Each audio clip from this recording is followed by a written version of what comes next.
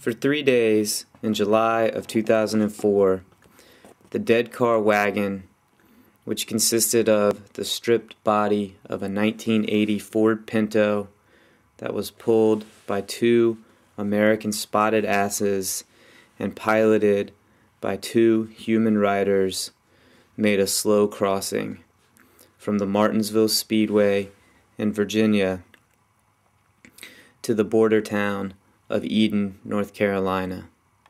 The following documents, in one way, the aftermath of that undertaking.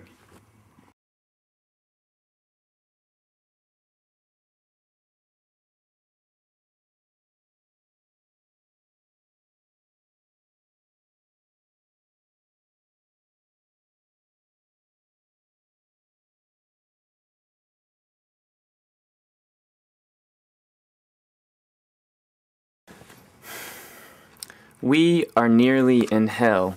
In Eden, at a payphone, the asses are gone and we're aware deceased.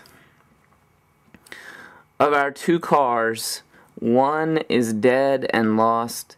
The other limps in front of a pukish exhaust cloud toward its rusty reward, though it has brought us this far, to a fair and perhaps resurgent strip mall on the outskirts of Eden, North Carolina, of course. We have a phone card and a phone number.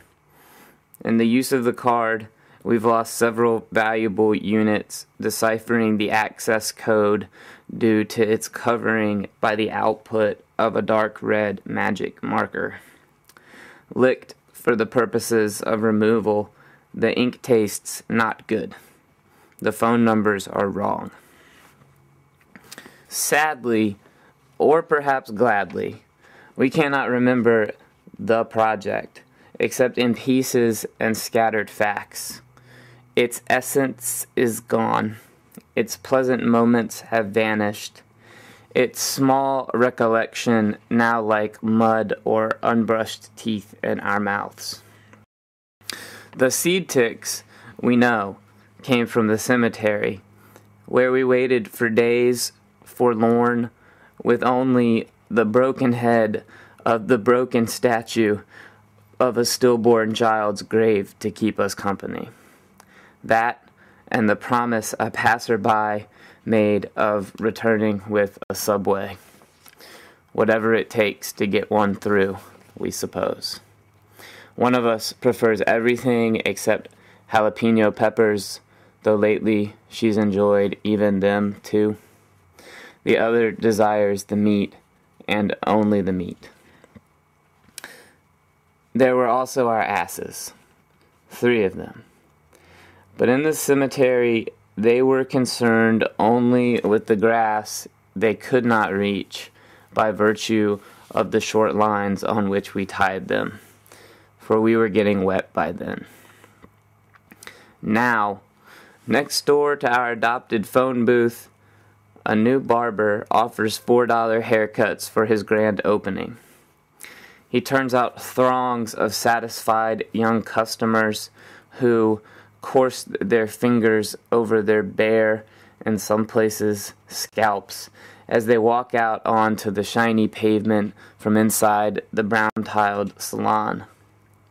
The whole lot is still glistening from the rain, which did not agree with the asses, and, truth be told, is how we came to lose them, or rather, is how they came to find their places in the ground.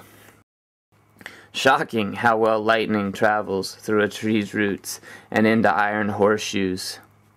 In this case, it was merely the quite substantial roots of boneyard shrubbery, and the electricity was conducted through donkey shoes, which, on account of the dead car, our animals were wearing. We would have thought to move them, our asses, but we were, at the apex of the storm, cooing over the broken statue head like a live grenade. In a stroke of dark fortune, we were very much in the cemetery when the tragedy occurred.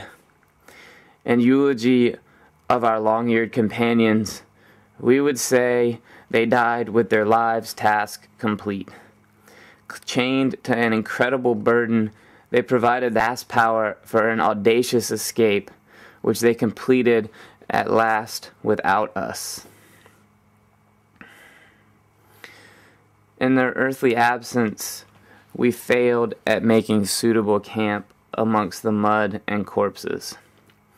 The voluminous water appears to have washed away row after row of downtown Eden accoutrements, pawn shops, beer joints, bingo halls, returning the city proper, a sweet triangle at the point of two rivers, back to its primordial garden of rusted underpinnings, parking lots, and concrete. The deterioration of earth must have brought the lifeless bodies surrounding us however much closer to the surface. The flood washed out bridges too, including one of the suspension variety, where our dead car was triumphantly, though briefly, parked, displayed above the city of our salvation. This morning, when the sun spread a spindly rainbow across the western sky, we trudged to the live car, which, seemingly of its own accord, piloted our pruned forms here for help. We've got death in all our pockets.